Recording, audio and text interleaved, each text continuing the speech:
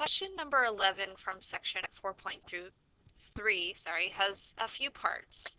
We want to sketch the graph of log base 2 of x and then refer to it to graph this other function log base 2 of x plus 8 and then give the domain and range. So the very first part that we want to do is graph f of x, which is equal to log base 2 of x. Now f of x, remember, is the same thing as y, so we can graph y equals log base 2 of x. You can convert this logarithmic equation into exponential form if you can identify the base. The base is 2, the exponent is y, and the argument is x. So this logarithmic equation, y, which is equal to log base 2 of x, can be written in exponential form, where the base 2 raised to the exponent y equals x. So we're going to make a table of values here for x and y. Now normally I would choose specific x values and solve for the corresponding y values.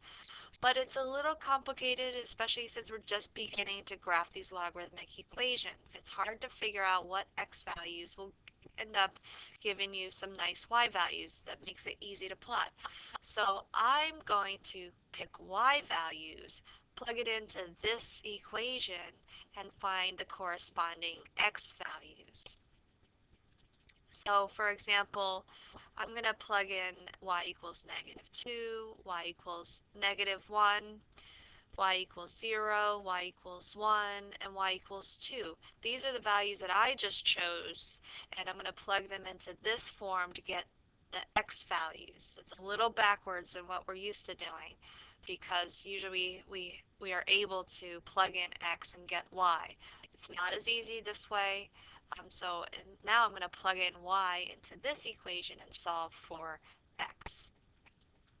For example, when y is equal to -2, I plug -2 and I get 2 to the -2, which is a fourth.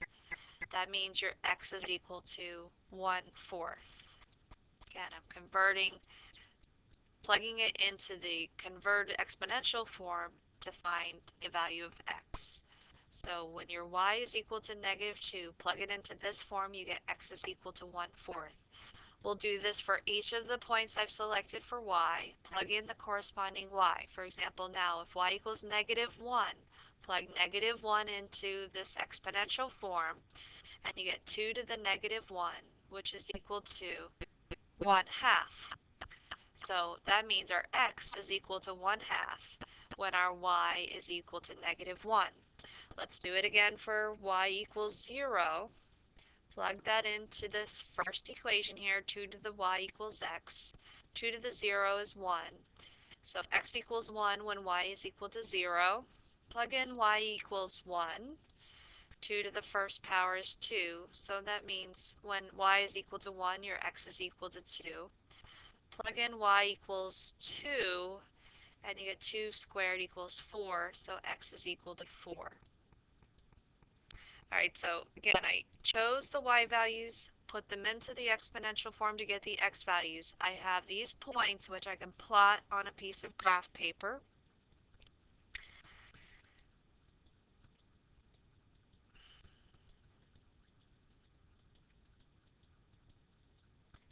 Okay, so the first point, 1/4 down 2, and then 1/2 -1. I plotted those first two points. Plot 1, 0, plot 2, 1, and extend the graph a little bit so I can graph 4, 2. See, these are the 5 points that I get from the table of values. This is for the graph of log base 2 of x. I can connect those with a smooth curve. Now, with logarithmic functions, there are restrictions on the domain. You cannot plug in any negative values or 0 for x for the graph of y, which is equal to log base 2 of x. So this has a vertical asymptote right here at 0. The graph increases, and it will continue to increase in this manner. The graph is restricted, the domain is restricted. You cannot put 0 or negative values in for x. And if you compare that with this choice, this graph looks the most like the graph I made using the table of values. All right, now we're going to use this graph to graph the equation log base 2 of x plus 8. Well, if we have this graph, the whole graph of log base 2 of x plus 8 can be sketched by taking all of these and adding 8 to it. This time I'm going to erase what we have above here.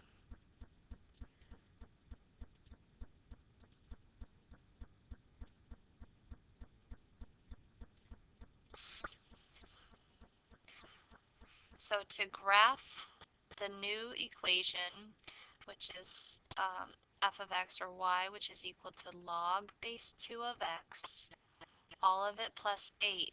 That means every point here is going to be shifted up 8 units. Remember when in the previous chapters when we talked about that transformation of functions, that plus 8, I'm going to move everything up 8 units. This point down here is going to move up 1, 2, 3, 4, 5, 6, 7, 8. This one's going to be moved up 8, 8, 8. Okay, so our new graph, a little bit messy here, but the new graph is going to be looking something like that. This is our graph of log base 2 of x plus 8. The whole graph has been shifted up 8 units.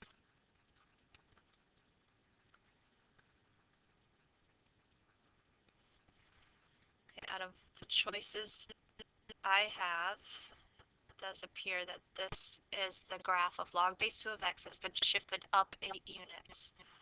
So make your choice and check your answer. And then finally, let's talk about the domain. The domain is restricted. The domain is restricted. You cannot put negative or 0 values into the argument for x.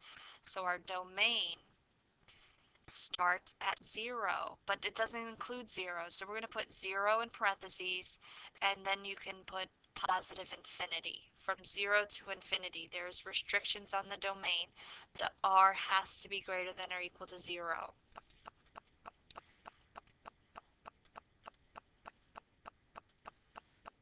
The domain is from 0 to infinity.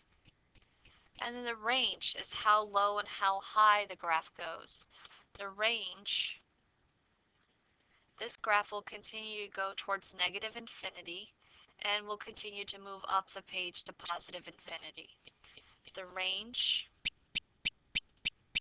is from negative infinity to positive infinity.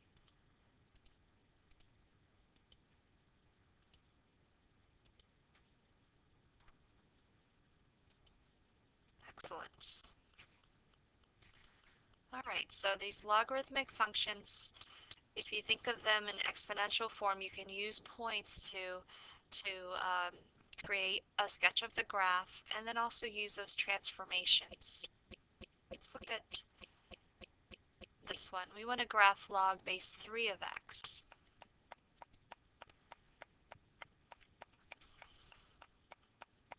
Well, there's several ways you can graph. You can graph by using inverses.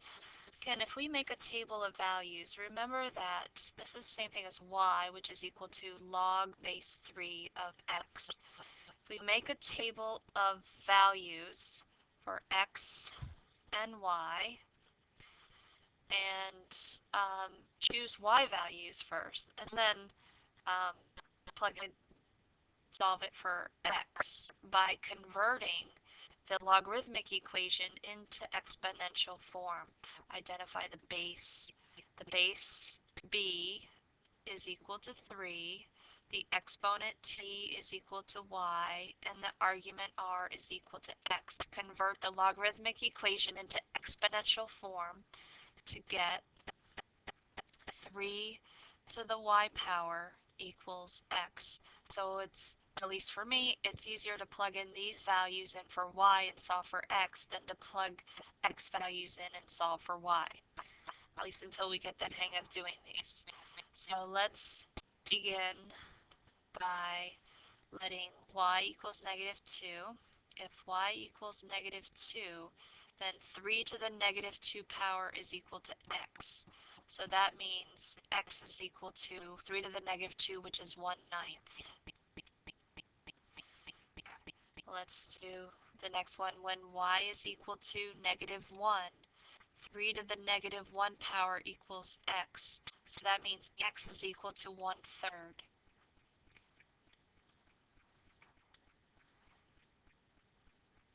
Okay, let's try y equals 0. When you plug 0 into the exponential form, 3 to the 0 equals x. That means x is equal to 1. Let's try y equals 1. 3 to the negative 1 is equal to x. Sorry, positive 1. That means x is equal to 3. And then finally, when y is equal to positive 2, 3 to the 2 equals x. That means x is equal to 9. So we have this collection of points that we can plot to generate the graph of log base 3 of x.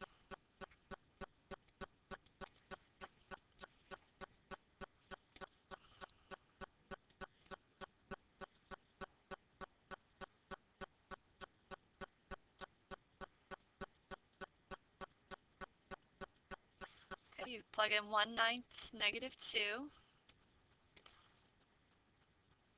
1/3, negative 1, 1, 0, 3, 1, and 9, 2. We get this graph. Here's 2, negative 2, this is positive 9. Okay. The graph of the log base 3 of x. Okay, this one looks like most like the graph that I've generated by plotting points. Fantastic.